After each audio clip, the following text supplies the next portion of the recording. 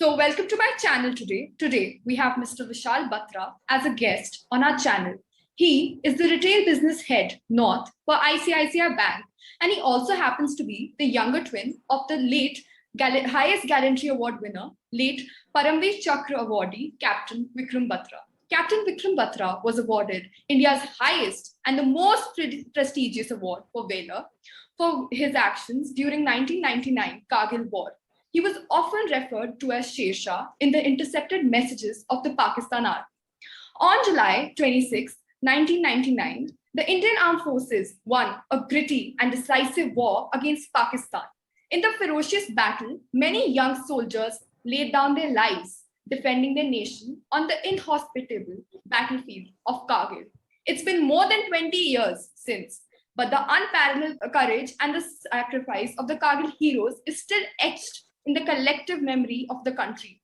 Among these many brave hearts was a man who would become the face of every young Indian soldier who fought ferociously and fearlessly, Captain Vikram Batra. So welcome to our channel, Mr. Vishal Batra. Thank you so much, Sajal. So Mr. Batra, what is the connection between the phrase Ye Dil Mange More, Captain Vikram Batra and the Kargil War? Can you please tell us about it?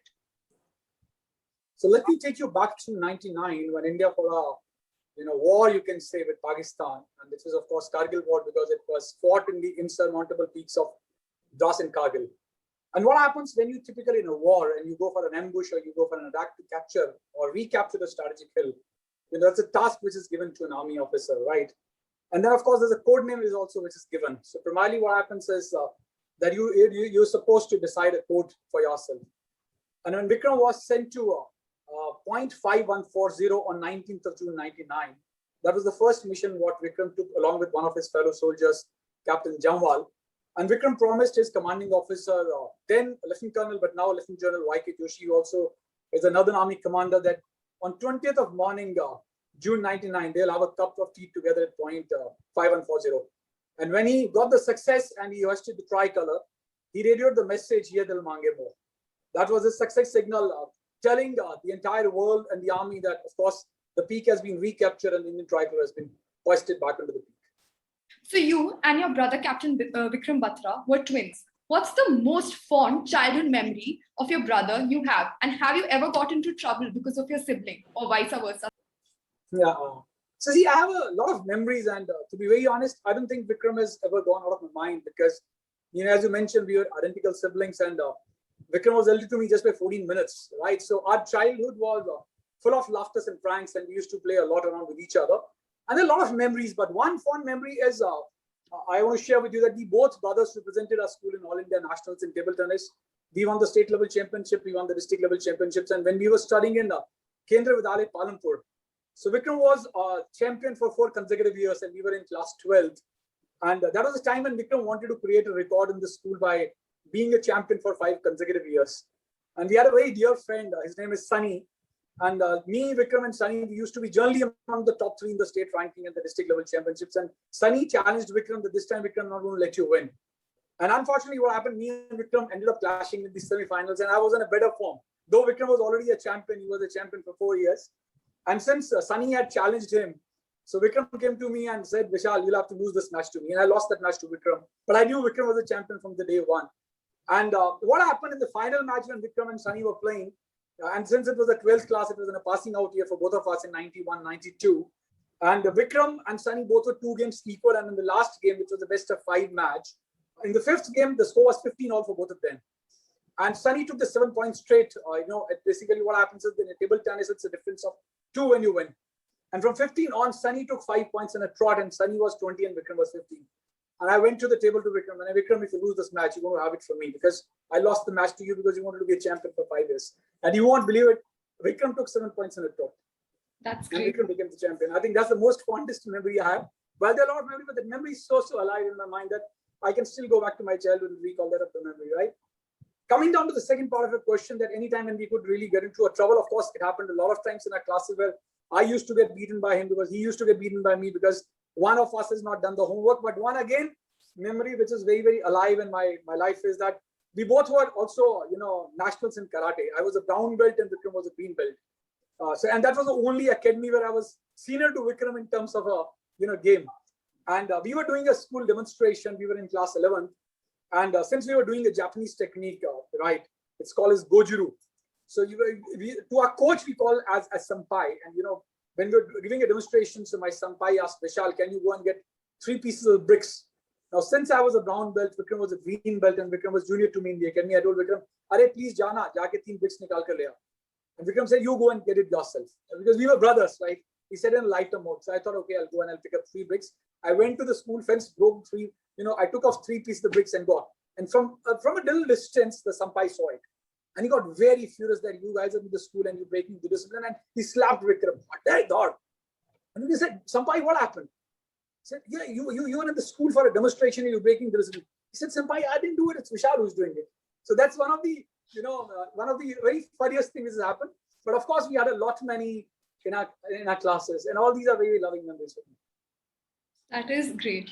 So, sir, there is something called the Batra Point. So, can you please tell us about this place, this point? Sure. So I'll tell you. So what happened, Sejal, during Kargil, that each of the peak they were supposed to capture the young officers who were climbing up those treacherous mountains at a height of 17,000 feet, 18,000 feet. Each of the peak had a point. So it was 0.4875, 0.5140, 0.5150, 0.5100. So this was initially a point called as a 4875, which was the second mission given to Vikram after he had successfully hoisted the tricolor at 0.5140. And this was 5th of July when Vikram went for an attack. Again, this was the second mission what Vikram led along with his men. And unfortunately, we lost him while saving the life of his fellow lieutenant. So this point, since this 0.4875 was the peak where Vikram laid down his life along with his fellow soldiers to get this point back from the enemy. This point was renamed as a Batra Top. So it is no longer called as a 0.48, it is called as a Batra Top in the history of the army now. So wherever you would read it as a Batra Top. So this top is primarily earlier 4875, known as Batra Top, in the memory of Vikram because he laid down his life there. That is a matter of a lot of pride, sir. The next question is, you had visited 4875 for the first time in 2009, almost 10 years after the Kargil War. So what significance does this point have in your life? If you could tell us about it. What does this point mean to you? So let me correct you. So I didn't visit 4875 in 2009. 2009 was the time when I visited Kargil for the first time. Okay. Right, so because we lost Vikram in 99, and to be very honest, I didn't have the courage initially to go because, I used to miss him a lot, right? And 2009 was the first time when, I'm definitely indebted to a great news anchor, Barkha Dutt, who asked me to accompany her because the Indian Army was celebrating the 10 years of Kargil War. So 2009, when I entered Kargil for the first time, the first thing which clicked my mind was, it's a mistake that I didn't travel that place for 10 years because Kargil is like a shrine. We people take a lot of visits to a lot of temples, everything. But if you actually go and see what the Indian Army does for a country like India for its security, that's the place one should visit. So first of all, it was 2009, the Kargil visit.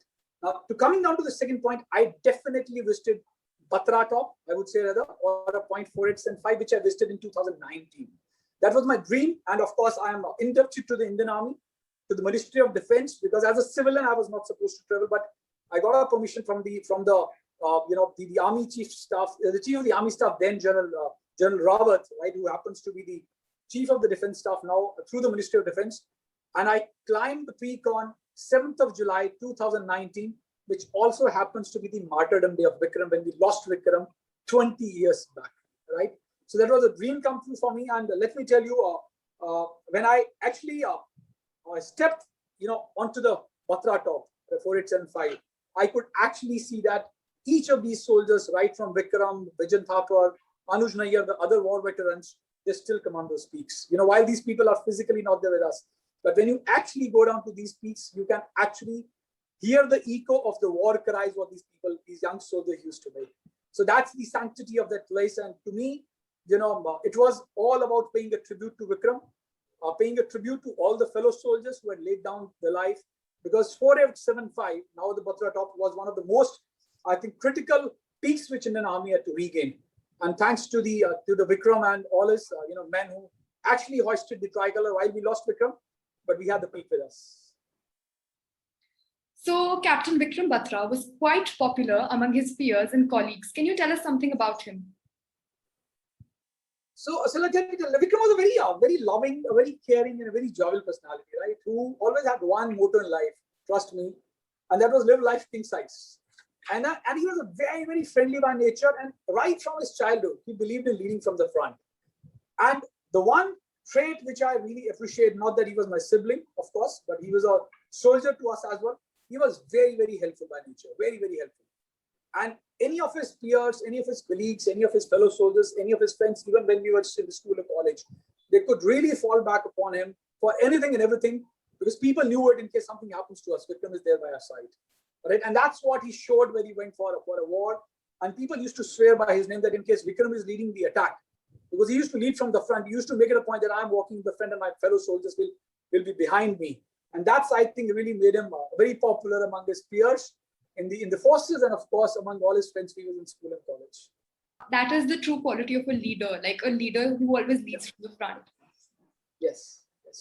So you and your brother had a dream to get into the armed forces and prepared for it. Can you tell us something about how this vision of serving the country in the armed forces got instilled, and about your journey for the preparation of the same? Yeah, so this goes back to I think 1987, and let me tell you, Sajal, I think by that time you would not even have been born, right?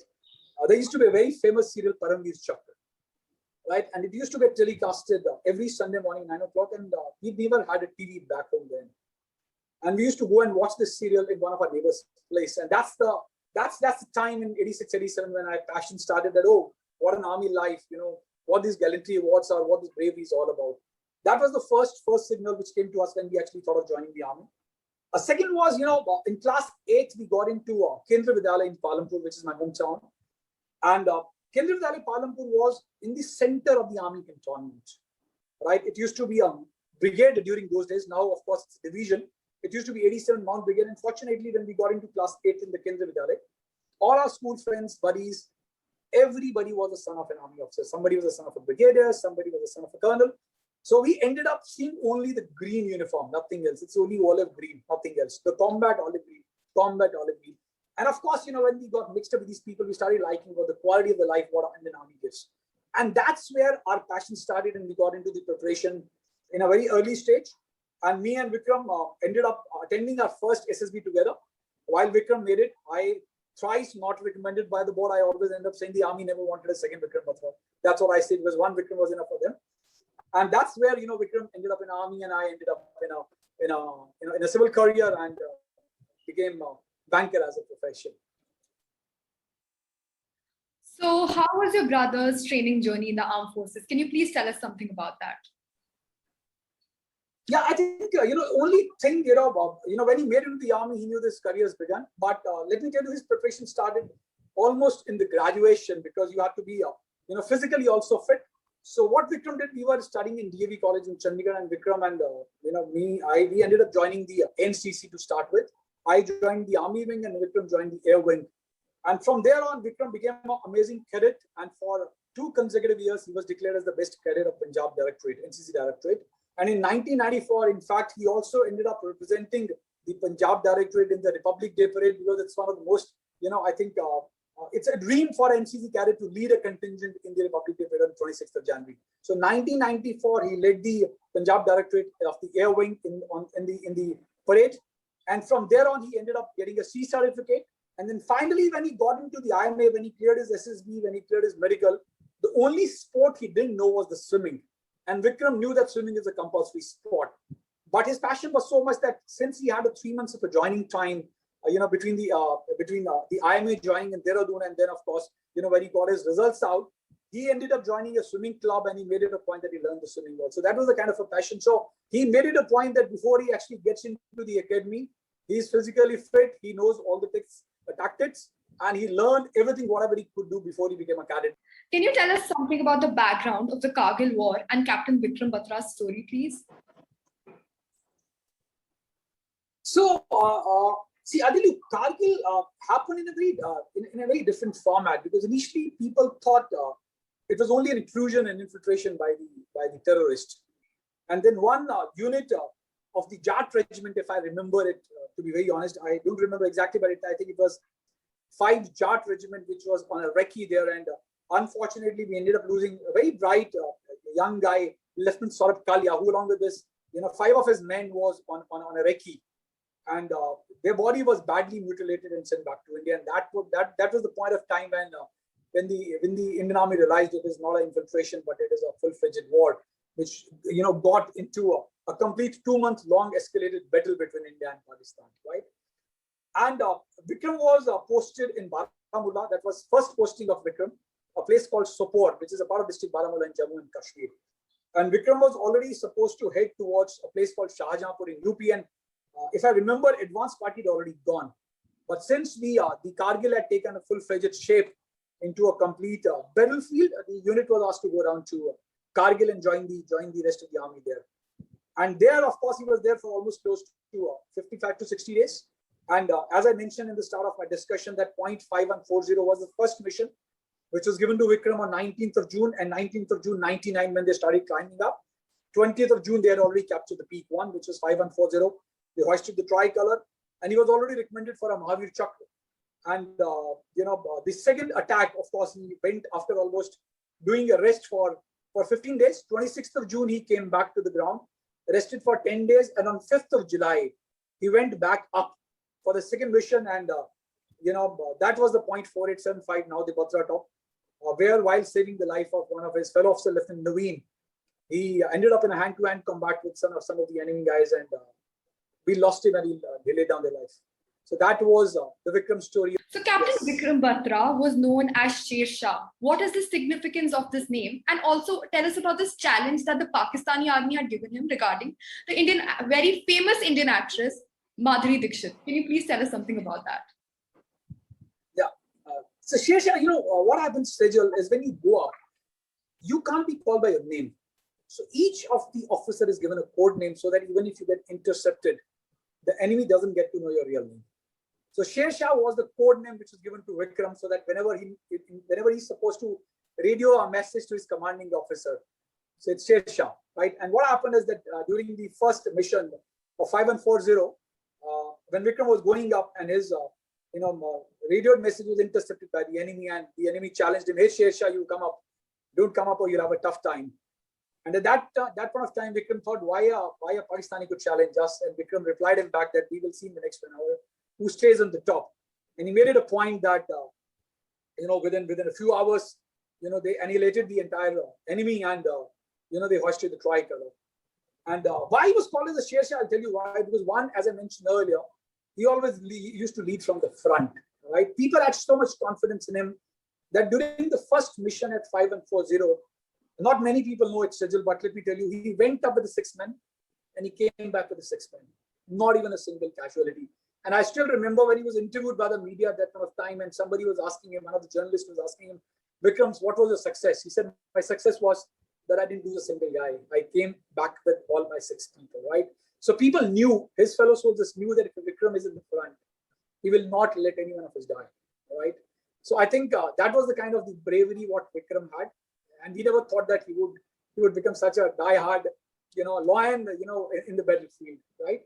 And then, of course, I believe if you remember, there's a very beautiful motto of the Indian Military Academy, that the safety, honor, and welfare of your country come first, always and every time. And the honor, welfare, and comfort of the men you command comes next. Your own ease and comfort comes last, always and every time. And I think that's what Vikram did. So no wonder he was called as Shershah. Yes, sir. We have a Chandigarh connect as well as a Himachal connect. So what's your most favorite memory of Palampur? Most favorite memory of Palampur. See, there will be a lot of memories, but I think the best memory I would have is the 5 years we both spent in the Kendra Vidyalaya at Palampur, because in the civil life, we never used to have that kind of a luxury of having a lawn tennis court and a squash court and everything, right?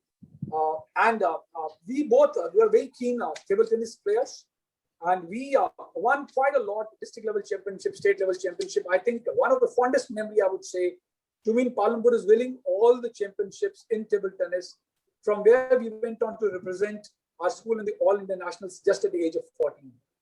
Right, I think that's one of the most fondest memory of Palampur. And second, of course, living a dream of getting into the forces, right from a migration from Palam to DV College for a better education and higher education. I think that's the memory I have of Palampur. Because my parents still live there. That's still the most beautiful town I like in my life. And inshallah, Bhagwan Kare, one day I wish that I go and settle once I retire from my own corporate world. Can you tell us about the book your father authored?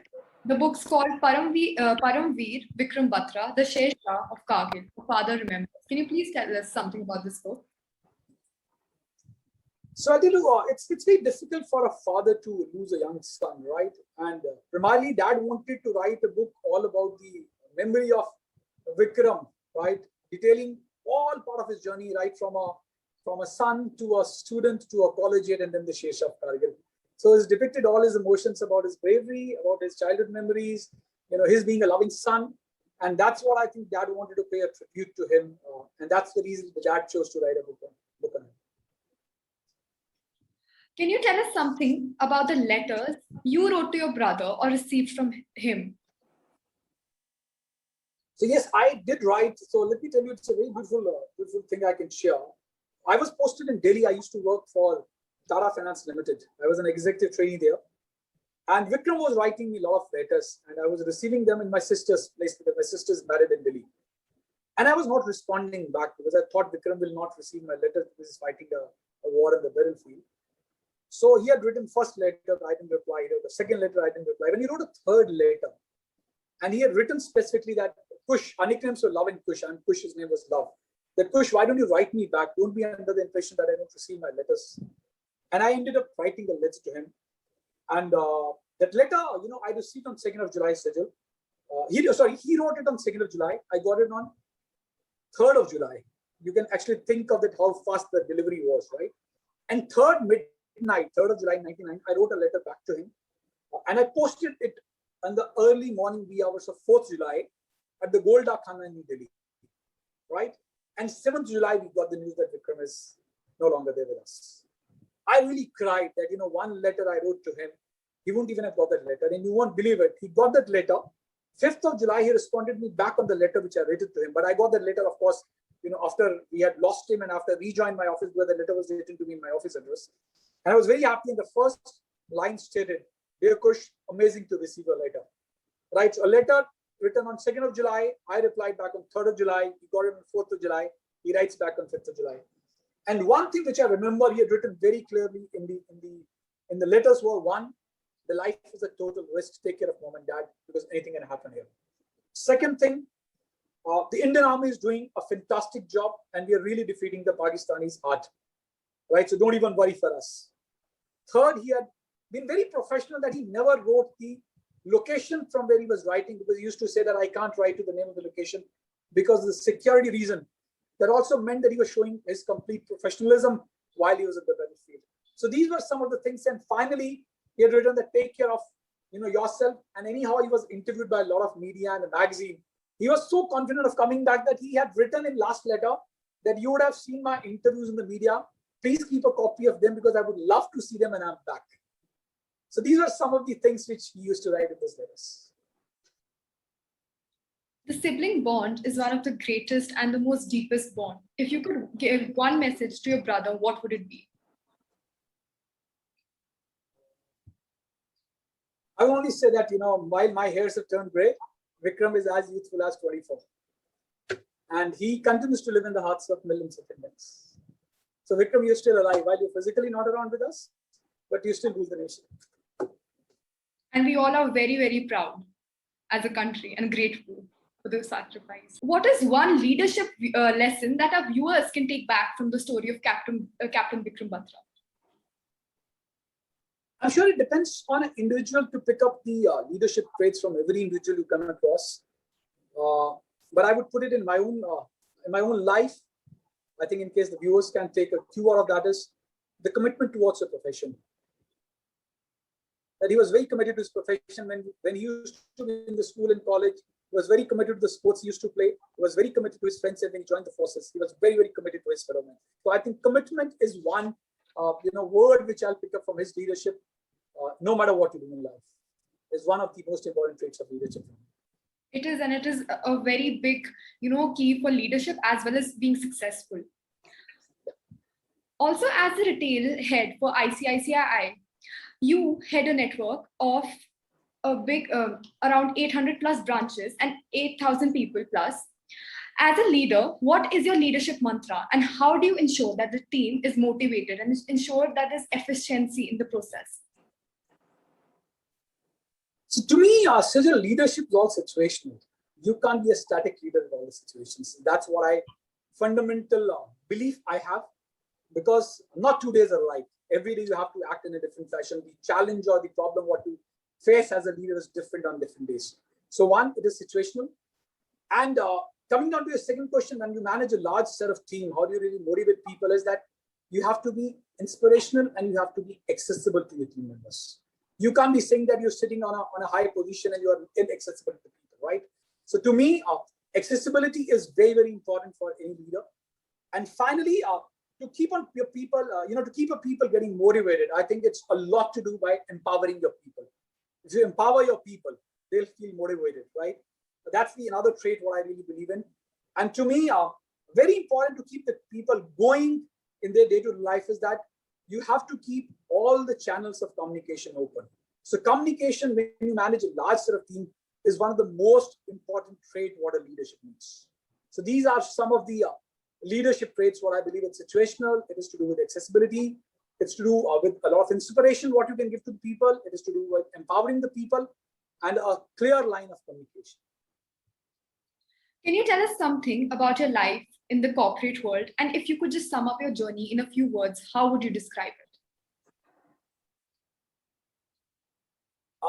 See, life would never be a straight line is what I believe in, irrespective whether you're a professional in a corporate world or in an army or in the civil services. Because you know what happens if you look into an ECG machine, in case it shows a straight line, it means you're dead. It's dead. Right? So life will throw challenges at you. And personally to me, it's been a very, very phenomenal journey. And I always believe that I am still not a learned guy who can say who's arrived in life, because you have to be a lifelong student. And I do believe that I have a lot to learn while I've been a banker for 20 years, but it's a very, very wide subject, right? You never become a perfect anything because the world is changing so fast now, right? Look at the way the digitization is changing. Look at the way the Google and Amazon are, bringing into the customer space today. I think you'll have to keep on adopting yourself in the changing world. And you also have to keep a lot of pace to enhance your own knowledge and skill set so that you can stand tall. And I think that's been my learning as a professional in the last 20 years of my professional career. So being a constant learner and learning how to adapt is... yes, I think, because change is the only constant thing, right? Yeah. Nobody ever thought the COVID will come. Today, the world is talking digital. Nobody's going to the offices. Nobody thought, that Zoom existed. Yes. Nobody thought that the WebEx existed. They were existing, right? But we never used to it because we were more into a physical interface to the world. So you have to keep on changing. You have to keep on adapting to the changing needs of the world, I think, is what my learning has been as a leader on the corporate side. There's a lot of buzz about blockchain coming into the banking space. So, Mr. Batra, what are your views about it and how are the Indian banks adapting to it? So there's been a lot of, uncertainty and, unprecedented times we've seen in the last 15 months because of the COVID. And the COVID has given a new paradigm and urgency to the banking cloud imperative is what I believe is, right? And it's not about the banking, it's about the banking and financial services industry, which sought to manage the uncertainty today. And they are pivoting towards a different operating model. So the scalability, the resilience, the flexibility, and the accessibility of the cloud chain looks very, very attractive, right? And my belief is that the blockchain could be one of the answers to the banking quest for a secure, personalized, and a seamless customer experience powered by the internal and the external data, right? But if you look into the regulatory compliance, I think there's still a lot of ambiguity. And I think the regulator has a lot of role to play and to define a clear directions about the usage of the, blockchain or the cloud onto the banking and financial space, because that's a very, very secured and a personal requirement of the customer. And it has a lot to do with the data secrecy, right? So I believe a lot to be done from the regulatory point of view on the compliance angle for blockchain, is my belief. That's very true, sir. So, in the coming 10 years, what reforms and trends can we see in the Indian banking industry, especially the retail segment, sir? See, if you look at, I'll not put it exactly 10 years, but I'll put it in a very different format. See, the customer expectations have really changed in the last, 7 years with the advent of the giants like Amazon and Google, right? And definitely, there is a competition now on the tech space and primarily on the banking and financial space, because the banking and financial services companies have to rethink their customer experiences, right? So what's going to change today, even if you look at what the COVID has led to? I'll define it in 3 words. One is the digitization, right? Because for everything, what a customer would want to have a digital tool, because you would want to do it in the hands, in your palm top, right? In the hands of your, in your palms, right? Second is the contactless banking. That's going to be buzzword again, right? Because I don't know how many people would still love to venture out and have a physical interface, looking at the crisis what COVID has thrown on us. And finally, I think third thing is the virtual relationship model, because primarily in the Indian banking space or the financial space, people would still love to meet and see and have a physical interface with the relationship manager. But the virtual relationship model is something what I expect is going to change in the next 5 to 10 years. And how it's going to be critical, how it's going to be critical from here on is, one, how well the banking understands the customer's unique needs, right? And how well they would be able to deliver on the solutions, on the service and the content. So to me, one word which clicks into my mind is the hyper-personalization. That's going to be, again, very, very critical for a banking and financial service space. And the secret for the hyper-personalization would be relevance and rationalization. Relevance and the relationship. Why relevance? Because a customer would want to have an accessibility anywhere and everywhere. One. Two, you just can't say that I'm going to go and sell a product. You have to be useful in the customer's personal life also, right? And third, you will have to add intelligence to the mix to create something which is hyper-personalized and also hyper-relevant with a right value proposition for the customer. And why relationship? Because you just can't say that I'm going to go and sell. You have to be an ally to the customer. And finally, you have to deepen the human connection by engaging with the customer. I think so. Digitization, your virtual relationship model, your contactless banking, and hyper-personalization is going to be the way forward for the next 5 to 7 years, in my personal view. So basically helping the customer get a custom experience, a custom fit at the bank. Absolutely, yes. So there's also a movie coming out on the life of Captain Vikram Batra. Can you tell us something about it? So as I mentioned earlier that, Dad wanted to write a memoir to Vikram in his memory. So first dream was to write a book and second was to come out with a movie. And I'm very happy to share that movie. Unfortunately couldn't get released. It was supposed to get released on 26th of January, right? But because of the COVID, we couldn't release it. And this movie's title, as you mentioned, is codenamed as Shershah. The movie's title is Shershah. And it is primarily to let the entire country know the bravery of Vikram and what Vikram was when he was like a student, a school-going student, a college student, and what his professional career was, right? And I'm very thankful to Dharma Production with Karan sir, Karan Johar, and Shabir Boxwala, who's the co-producer, and his company's name is Kash Entertainment. I think these two people, and then end of the day, of course, Siddharth Malhotra, who's doing the lead cast, who plays the twin role both for Vikram and me, and with Kiara Advani. And this movie will definitely, it's a much awaited movie, and I just hope and pray that the COVID thing settles down and we are able to release it on the screen. Otherwise, the OTT is only going the way forward as we're seeing the trending, which is changing, going to this pandemic of moving into the digital channels. So we're also waiting. So this movie is all about Vikram's life. It's a tribute, and I think it was one of the dream jointly for me and Dad that we wanted to get Vikram back on the screen, because while Vikram is not physically with us, but I don't think, if I have to tell you honestly, Sejal, in last 20 years of my life, I think there's hardly a day which goes in my life without remembering him or without somebody asking me, hey, you look like Vikram, are you his brother? So I would have met, I think, thousands of people in the last 20 years who still keep on remembering Vikram, and they keep on, really remembering the valor what he had shown during the Kargil War.